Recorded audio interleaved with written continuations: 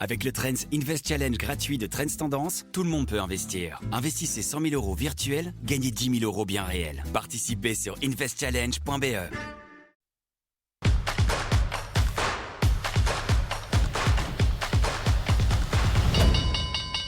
Allez, on commence Trends des marchés par les bourses européennes. Elles ont globalement clôturé en baisse, alors que le marché pétrolier reste sous tension. Le baril de Brent est repassé au-dessus des $110 et les Émirats arabes unis ont annoncé leur intention de quitter l'OPEP.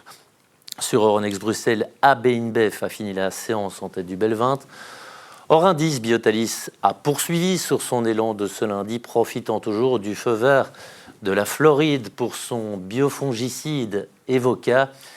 UCB en revanche lourdement rechuté après la publication par une biotech de résultats cliniques concluants d'un concurrent de son fameux traitement Bimzelx. Maison Pommery a chuté après avoir sollicité un report de paiement pour un remboursement de dette de 50 millions d'euros. Différentes banques centrales doivent se réunir cette semaine dans un contexte énergétique tendu. La Banque du Japon a ouvert le bal ce mardi avec un maintien de ses taux inchangés. Olivier Colsoul, bonsoir. Bonsoir. Tokyo a misé sur la stabilité, mais cette stabilité, elle reste relative. Oui, elle a maintenu son taux directeur à 0,75%, mais le vote était quand même serré et elle a relevé ses projections d'inflation pour l'année 2026, ce qui laisse supposer qu'il y aura sans doute un relèvement des taux au mois de juin. Alors, la réaction sur les marchés, c'était un léger renforcement du yen, une légère faiblesse pour les actions. Par contre, les taux obligataires n'ont quasi pas changé car la décision était globalement attendue. Il faut savoir aussi que la Banque du Japon est un peu atypique par rapport aux autres grandes banques centrales dans la mesure où elle a amorcé un resserrement monétaire plutôt tardif à partir de 2024, un cycle qu'elle mène de façon très progressive actuellement. Est-ce que cette position de Tokyo nous permet d'anticiper l'attitude des autres banques centrales qui doivent s'exprimer dans les prochaines heures, voire les prochains jours?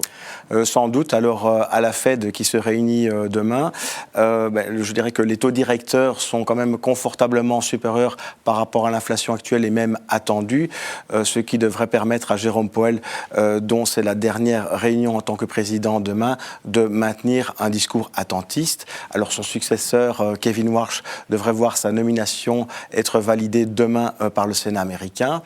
À la Banque d'Angleterre, là, on n'attend aucun changement en termes de décision.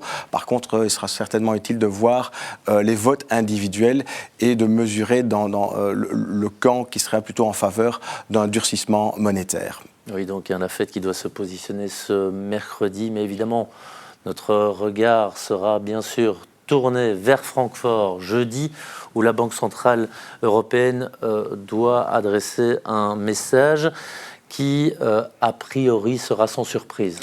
Oui, Christine Lagarde a notamment indiqué récemment que la hausse des prix énergétiques fait en sorte qu'on s'éloigne un petit peu de la trajectoire du nouveau scénario de base qui a été mis à jour ici au mois de mars, mais sans pour autant justifier à ce stade un quelconque relèvement des taux d'intérêt, simplement parce que les données sont manquantes et elles vont venir avec le temps, et donc ça permettra de pouvoir statuer en connaissance de cause. Alors il sera intéressant de surveiller, je dirais, la session de questions-réponses pour essayer de déceler finalement quels sont les signaux clés ou les indications futures en matière de politique monétaire. Alors à cet égard, il y a plusieurs statistiques intéressantes qui ont été publiées aujourd'hui. Oui, alors notamment qui vont sans doute influencer en partie le raisonnement de la Banque centrale, notamment les attentes en matière d'inflation à 1 an de la part des consommateurs qui ont littéralement bondi à 4% par rapport à 2,5% le mois dernier.